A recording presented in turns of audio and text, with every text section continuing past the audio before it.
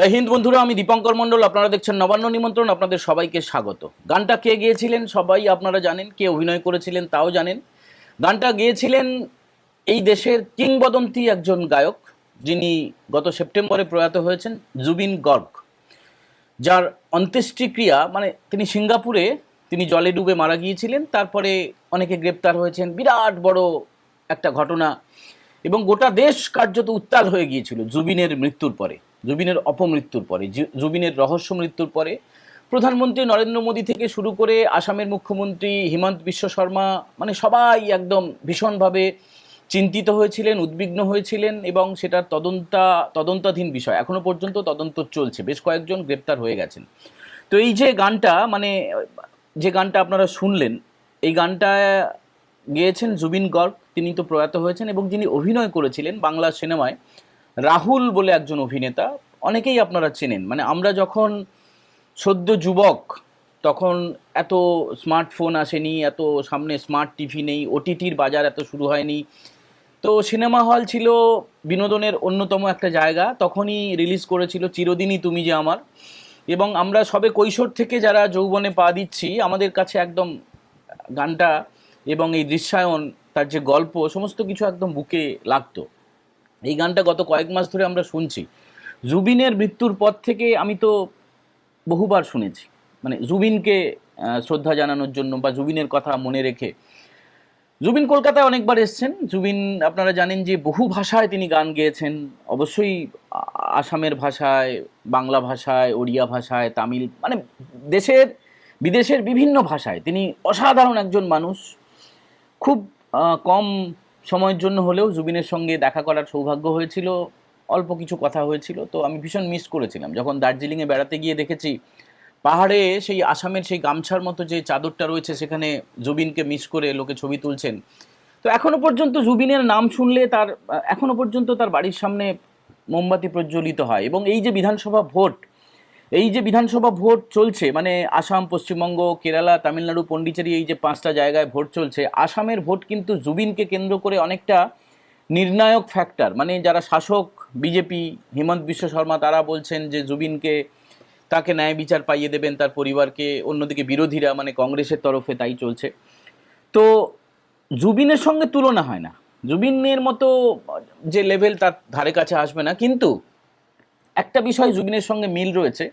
প্রথমত মিল রয়েছে এই যে রাহুল বলে যে অভিনেতা মারা গেলেন, তিনি সুলেখক এবং অবশ্যই জনপ্রিয়, অল্প বয়সী, আমাদের চেয়েও কম বয়স।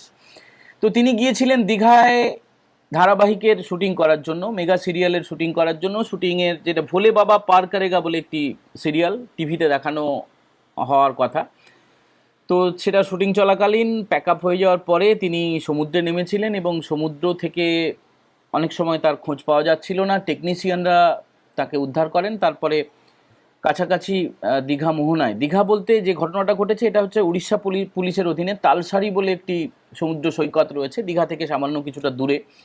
দীঘা থেকে চন্দনেশ্বর পেরিয়ে তালসারিতে যেতে হয়। আপনারা জানেন যে গোপালপুর, তালসারি, এসব জায়গা আপনারা যান নির্জনতার জন্য। দীঘা কিছুটা ক্রাউডি জায়গা, ভিড় জায়গা। তো সেখানে রাহুল সহ ইউনিটের সদস্যরা সবাই ছিলেন, এবং রাহুল স্নান করতে নেমেছিলেন। রাহুল অরুণোদয় বন্দ্যোপাধ্যায় পুরো নাম। এবং মূলত দেখুন, অনেক সিনেমা তিনি করেছেন, থিয়েটারে অভিনয় করেছেন, লেখালেখি করেছেন, সিরিয়াল করেছেন।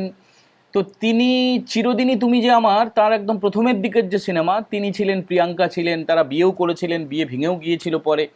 তো আমরা অনেকেই, এই যে রাহুল যিনি মারা গেলেন আর কি, যিনি জলে ডুবেই মৃত্যু হলো, একদম সেই জুবিন গর্গের মতো। জুবিনও যেমন জলে ডুবে মারা গিয়েছিলেন, এই রাহুলও জলে ডুবে মারা গেলেন। তো তাকে আমরা মোটামুটি এই চিরদিনই তুমি যে আমারের নিরিখেই আমরা প্রথম তাকে চিনেছিলাম। অত্যন্ত বলিষ্ঠ অভিনেতা, ভালো থিয়েটার কর্মী, এবং বারবার বলছি, খুব ভালো মানুষ, প্রচণ্ড ভালো মানুষ। যেমনভাবে জুবিন গর্গ অত্যন্ত ভালো মানুষ, তেমনি এই রাহুল বন্দ্যোপাধ্যায় মানুষটিও কিন্তু অসাধারণ মানুষ। তিনি যেমন করে জুবিনও শাসকের রক্তচক্ষুকে উপেক্ষা করতেন, যেমন করে তিনি অত্যন্ত মানবিক মুখ ছিল জুবিনের, গোপনে সাহায্য করতেন দুস্থদের, গরিব মানুষদের। আর জুবিন তো অনেক বড় ফিগার, ইয়া আলী মাদদওয়ালি, আপনারা হিন্দিতে গান শুনেছেন। চাইলে মুম্বাইতে তিনি রাজত্ব করতে পারতেন, কিন্তু তিনি তা করেননি। মুম্বাইতে তার ছাপ রাখার পরে তিনি বিভিন্ন রাজ্যের আঞ্চলিক ভাষায় তিনি গান গেয়েছেন এবং তিনি বিখ্যাত হয়ে উঠেছেন এবং হয়ে থাকবেন আমাদের সবার মধ্যে। তো জুবিন কিন্তু পরোয়া করতেন না, মানে ভীষণভাবে বেপরোয়া। বেপরোয়া অর্থে এটাই যে সরল ঔদ্ধত্য কাজ করতো তার মধ্যে, মানে ওই ক্ষমতাকে ভয় পাবো, এই এই যে বাংলা শব্দটা চটি চাটা, এটা কিন্তু ছিলেন না যেমন করে জুবিন, তেমনি এই রাহুল বন্দ্যোপাধ্যায় ইনিও যদি চটি চাটতেন আর কি, যেমন করে আপনারা দেখেছেন যে এ রাজ্যের শাসক দল তৃণমূল কংগ্রেস এবং তাদের নেত্রী, তার যে বৃত্তটা রয়েছে, যারা পদলেহন করে বা চটি চাটে তাদের কিভাবে তরতর তরতর করে উন্নতি হয়ে যায়, রাহুলের কিন্তু হয়নি। রাহুল সেটা পারেননি, রাহুল সেটা পারতেন না।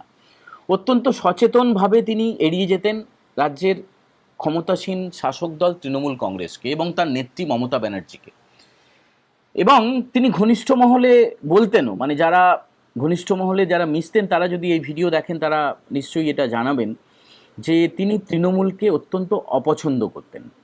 খুব ভালো করে বলতে গেলে তৃণমূলের এই শাসনকে তিনি ঘৃণা করতেন, তৃণমূলের এই চুরিকে, এই অপশাসনকে, এই দুর্নীতিকে রাহুল ঘৃণা করতেন। দেখুন কি হয়েছে না হয়েছে, রহস্য মৃত্যু নাকি স্বাভাবিক মৃত্যু, কোনো দুর্ঘটনা নাকি তার পেছনে অন্য কিছু আছে, সেটা আস্তে আস্তে জানা যাবে। যেটা এখনো পর্যন্ত জানা গেছে, রাহুল অরুণোদয় বন্দ্যোপাধ্যায় তিনি কলকাতা থেকে দীঘায় গিয়েছিলেন শুটিংয়ের কাজে এবং তালসারিতে শুটিং চলছিল, তারপরে তার মৃত্যু হয়েছে, এই পর্যন্ত জানা গেছে। এবারে তার পোস্টমর্টেম হবে, তারপরে পোস্টমর্টেমের রিপোর্ট আসবে, যদি সেই পোস্টমর্টেমটা ঠিকঠাক হয় তাহলে জানা যাবে ঠিক কী কারণে মৃত্যু হয়েছে। যদি তদন্ত ঠিকঠাক হয় তাহলে জানা যেতে পারে। এ রাজ্যে তদন্তগুলো কিভাবে হয় সেটা তো আপনারা জানেন। তো ঘটনাটা হচ্ছে এই যে জুবিনের পথে রাহুল, জুবিন যেমন আকাশের তারা হয়ে গেছেন, রাহুলও আকাশের তারা হয়ে গেলেন। মানে যে লোকটা আজকে সকাল পর্যন্ত হাসছিলেন, খেলছিলেন, লেখালেখি করছিলেন, অভিনয় করছিলেন, তিনি চলে গেলেন। দেখুন আজকে প্রচুর খবর ছিল, অত্যন্ত গুরুত্বপূর্ণ খবর ছিল, এবং আমাদের চ্যানেল যেহেতু আদ্যপান্ত একটা পলিটিক্যাল চ্যানেল, এডুকেশনাল চ্যানেল, আমরা এর আগে কখনোই কোনো সিনেমা বা বিনোদন ভিত্তিক কোনো খবর করিনি। আজকের খবরটাও কিন্তু কোনো বিনোদনের খবর না, কোনো সিনেমার খবর না। আজকের খবরের সঙ্গেও কিন্তু রাজনীতি আছে, আজকের খবরের সঙ্গে সমাজ সচেতনতা আছে, আজকের খবরের সঙ্গে মানবতা আছে, আজকের খবরের সঙ্গে চোখের জল আছে। এই কারণে আজকে যে এত গুরুত্বপূর্ণ সমস্ত খবর ছিল, আপনারা জানেন যে ৮৩ জন চটিচাটা ভিডিও যারা পশ্চিমবঙ্গের নির্বাচনকে প্রভাবিত করতে পারেন বলে নির্বাচন কমিশন মনে করছে, তাদেরকে কিন্তু বদলি করা হয়েছে। তার মধ্যে নন্দীগ্রাম ১ এবং নন্দীগ্রাম ২ এর ভিডিও আছেন। অত্যন্ত তাৎপর্যপূর্ণ, অত্যন্ত তাৎপর্যপূর্ণ। আমরা বারবার আপনাদের বলেছিলাম যে এরপরে ভিডিওদের তালিকা তৈরি হবে, আপনাদের বলেছিলাম। খেয়াল করুন, এর আগে একাধিক এপিসোডে আমরা বলেছিলাম, যখন মুখ্য সচিব, স্বরাষ্ট্র সচিব, রাজ্য পুলিশের ডিজি, কলকাতার সিপি, একাধিক কমিশনারেটের সিপি, যখন এসপি, ডিএম, এদেরকে যখন বদলি করা হলো এবং নির্বাচনের কাজ থেকে তাদেরকে অন্য জায়গায় বোতলবন্দি করে রাখা হলো, বেশ কয়েকজন আইএএস আইপিএস অফিসারকে এ রাজ্যের বাইরে পাঠিয়ে দেওয়া হলো নির্বাচন দেখভাল করার জন্য পর্যবেক্ষক হিসেবে, তখন আমরা বারবার বলেছিলাম যে এবার কিন্তু সরাসরি যারা নির্বাচনের কাজে লাগেন আর কি, যারা ওসি, আইসি, বিডিও, আপনারা বলবেন ভাই ওসি আইসি কবে হবে, হবে একটু ধৈর্য ধরুন, একটু ধৈর্য ধরুন। বিডিও ৮৩ জন বিডিওকে বদলি করা হয়েছে, এত বড় খবর ছিল, সেটা নিয়ে আমরা বিস্তারিত কিন্তু আজকে আলোচনা করছি না। আজকে কংগ্রেসের নির্বাচনের প্রার্থী তালিকা ঘোষণা করা হয়েছে। ২৮৪ জন প্রার্থী, ২৮৪ জন প্রার্থীর মধ্যে চমক রয়েছে। বহরমপুর থেকে অধীর চৌধুরী প্রতিদ্বন্দ্বিতা করবেন।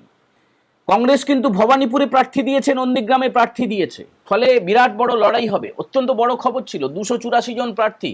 কংগ্রেস এবার কোনো রকম কারোর সঙ্গে জোট করেনি, বামেদের সঙ্গে জোট করেনি বা অন্য কারোর সঙ্গে জোট করেনি, একলা তারা চলবে। এবং কংগ্রেস এবারের বিধানসভা ভোটে আপনারা মিলিয়ে নেবেন বেশ কিছু আসন পাবে। গত বিধানসভা ভোটে ২০২১-এ কংগ্রেস একটাও কিন্তু আসন পায়নি, তারা জোট করেছিল বামফ্রন্টের সঙ্গে, তার সঙ্গে আইএসএফও ছিল। এবারে কংগ্রেস আলাদা করে লড়বে এবং যেটা মনে করা হচ্ছে মালদা এবং বেশ কয়েকটা জেলায় তারা অন্তত কয়েকটা আসন পাবে। খাতা তো অবশ্যই খুলতে পারবে। আর বহরমপুরে অধীর চৌধুরীর জয়ের জন্য আমরা এখন থেকে তাকে শুভেচ্ছা জানিয়ে রাখছি। বহরমপুরে অধীর চৌধুরীকে হারানোর মতো ফ্যাক্টর এখনো পর্যন্ত আছে বলে এই মুহূর্তে আমাদের মনে হচ্ছে না। এত বড় বড় সব খবর ছিল।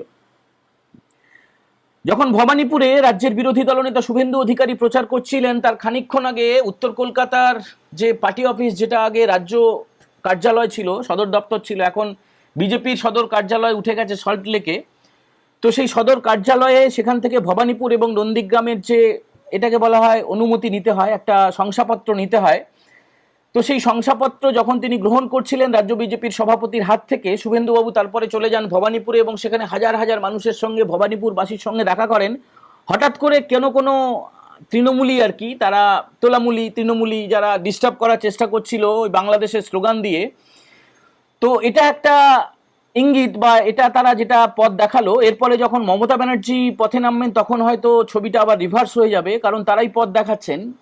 রাজ্যের মুখ্যমন্ত্রী মমতা বন্দ্যোপাধ্যায়, বিদায়ী মুখ্যমন্ত্রী কেয়ারটেকার মুখ্যমন্ত্রী মমতা বন্দ্যোপাধ্যায়ের সভায় ভিড় হচ্ছিল না কিছুদিন ধরে, সেটা আপনারা ছবিতে দেখেছেন। আজকে দেখা গেল সেকেন্ড ইন কমান্ড তৃণমূলের মমতা ব্যানার্জির ভাইপো অভিষেক বন্দ্যোপাধ্যায় নওদায় গিয়েছিলেন। সেখানে গিয়ে তার সভায় সেখানে তুমুল উত্তেজনা, তুমুল মারামারি, হাতাহাতি, বিরাট মারপিট, লোক হচ্ছে না। এর আগে আপনারা দেখেছেন দক্ষিণ 24 পরগনায় অভিষেক ব্যানার্জি সভা করবেন, সেখানে ফাঁকা, অভিষেক ব্যানার্জি বক্তৃতা দিচ্ছেন, গোটা সভা ফাঁকা। তো এই সমস্ত বড় বড় খবরের মাঝে আমরা কিন্তু এই মৃত্যুর খবরটাকেই হেডলাইন করতে বাধ্য হলাম, এই মৃত্যুর খবরটাকেই বেশি করে আলোচনা করতে বাধ্য হচ্ছি। তার কারণ আর কিছুই নয়, দেখুন একটা প্রাণ তো চলে গেল, একটা প্রাণ চলে গেল অসাবধানতাবশত, নাকি এর পেছনে অন্য কারো হাত রয়েছে, এক্ষুনি সেসব কথা আমরা দূর থেকে বলা আমাদের পক্ষে ঠিক নয়। শুধুমাত্র যে তথ্যটা আবার আপনাদের জানা উচিত সেটা হচ্ছে এই রাহুল বন্দ্যোপাধ্যায় বা রাহুল অরুণোদয় বন্দ্যোপাধ্যায়, যিনি চিরদিনই তুমি যে আমার সিনেমায় অভিনয় করে প্রথম তিনি ছাপ ফেলেছিলেন, তারপরে একাধিক সিনেমা, সিরিয়াল, নাটকে অভিনয় করেছেন। তিনি কিন্তু প্রবলভাবে তৃণমূল বিরোধী ছিলেন, এটা একটা বড় পয়েন্ট বলে আমাদের মনে হয়েছে। আর একজন মানুষের চলে যাওয়ায় অবশ্যই আমরা শোক প্রকাশ করছি। কোনো অভিনেতা, কোনো শিল্পী, কোনো সাহিত্যিক, কোনো চিত্রকর, যে কোনো মানুষ তিনি চলে গেলে তার তো শরীরটা চলে যায়, তার সৃষ্টিটা থেকে যায়। ফলে জুবিন গর্গ যেমন চলে গিয়েছেন, তার গানগুলো অমর হয়ে থেকে যাবে, এই রাহুল অরুণোদয় বন্দ্যোপাধ্যায়ের অভিনয়, তার লেখালেখি, এগুলোও কিন্তু থেকে যাবে। আমরা শোক সন্তপ্ত হৃদয়ে যেমন করে জুবিন গর্গকে শ্রদ্ধা জানিয়েছিলাম, একইভাবে তার গানেই গলা মেলানো এই রাহুল অরুণোদয় বন্দ্যোপাধ্যায়ের অকাল প্রয়াণে আরও একবার শোক জানাচ্ছি। বন্ধুরা, আজকে অত্যন্ত গুরুত্বপূর্ণ আপডেটের মাঝখানে আমরা এই এপিসোডটা তৈরি করলাম। সেটা আপনারা কি চোখে দেখছেন? আপনারা কি চান শুধুমাত্র পলিটিক্যাল খবর, নাকি তার মধ্যে কোনো জাতীয় স্তরের খবর, কোনো আন্তর্জাতিক স্তরের খবর, বা এই ধরনের কোনো খবর, ভিন রাজ্যের খবর, যেগুলো আমাদেরকে প্রভাবিত করে, আমাদেরকে নাড়ায়, আমাদেরকে ভাবায়, আমাদের চোখে জল আনে, অথবা আমরা উল্লসিত হই? এই রাজ্যের নির্বাচনের খবরের পাশাপাশি সেগুলোও আমরা যদি মাঝে মধ্যে আপনাদেরকে পরিবেশন করি প্রতিবেদনের মাধ্যমে, সেগুলো আপনারা দেখবেন তো? যদি আপনারা চান তাহলে আমরা করব, যদি আপনারা না চান আমরা করব না। আপনারা অবশ্যই কমেন্ট করে জানাবেন। সবাই ভালো থাকবেন। আজকের মতো এই এপিসোড আমরা এখানেই শেষ করছি। জয় হিন্দ, বন্দে মাতারাম।